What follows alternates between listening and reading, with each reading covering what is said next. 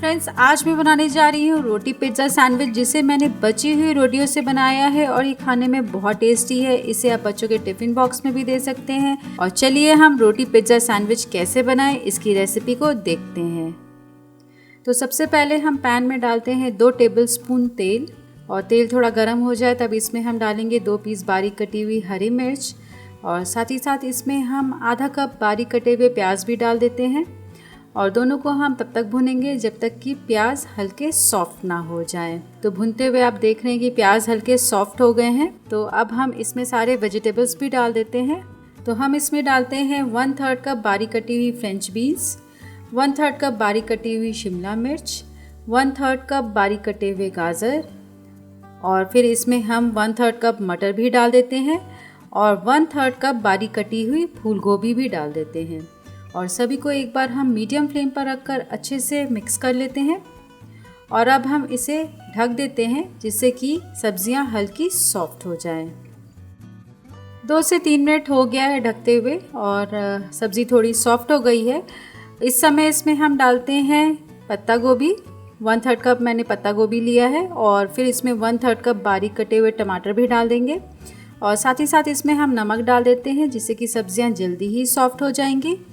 और सभी को हम एक बार अच्छे से मिक्स कर लेंगे, और फिर से हम ढककर इसे 2 से 3 मिनट तक के लिए पका लेते हैं। 3 मिनट हो गया है ढकते हुए, और सब्जियां पूरी तरीके से सॉफ्ट हो गई हैं।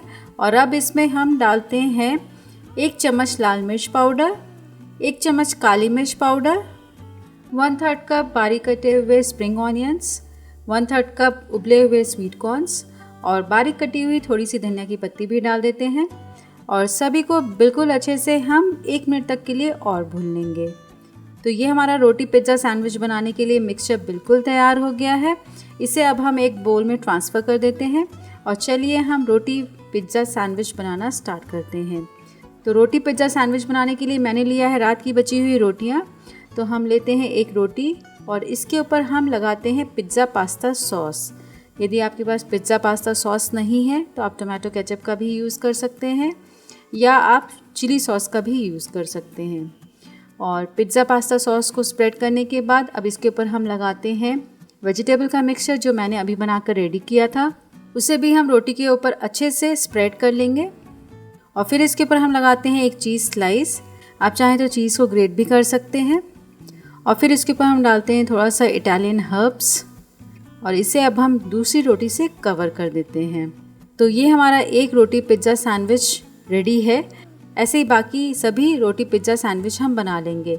और अब इसे हमें सेकना है, तो चलिए हम लेते हैं पैन, और पैन में हम डालेंगे 1 टेबलस्पून तेल। जब तेल थोड़ा गर्म हो जाए तब इसमें हम रखेंगे रोटी पिज़्ज़ा सैंडविच, और इसे हम नीचे की तरफ से 2 मिनट तक के लिए सिकने देते हैं। तो हम ढक्कन को ढक देते हैं, और 2 मिनट तक के लिए हम नीचे की तरफ से सिकने देते हैं। 2 मिनट हो गया है, अब हम ढक्कन को खोलते हैं, और इसे हम पलटकर दूसरी तरफ से भी 2 मिनट तक के लिए सेक लेते हैं। हम फ्लेम को मीडियम लो रखेंगे, और फिर से हम इसे ढक देते हैं। 2 मिनट हो गया है, अब हम ढक्कन को हटाते हैं। तो ये देखिए रोटी पिज़्ज़ा सैंडविच बिल्कुल बनकर रेडी हो गया है। ये दोनों तरफ से गोल्डन ब्राउन कलर का और क्रिस्प हो गया है। तो अब इसे हम और नहीं सेकेंगे। रोटी पिज़्ज़ा सैंडविच को हम पैन से बाहर निकालते हैं, और इसे हम स्लाइसेस में कट करके गर्मा गर्म सर्व करेंगे।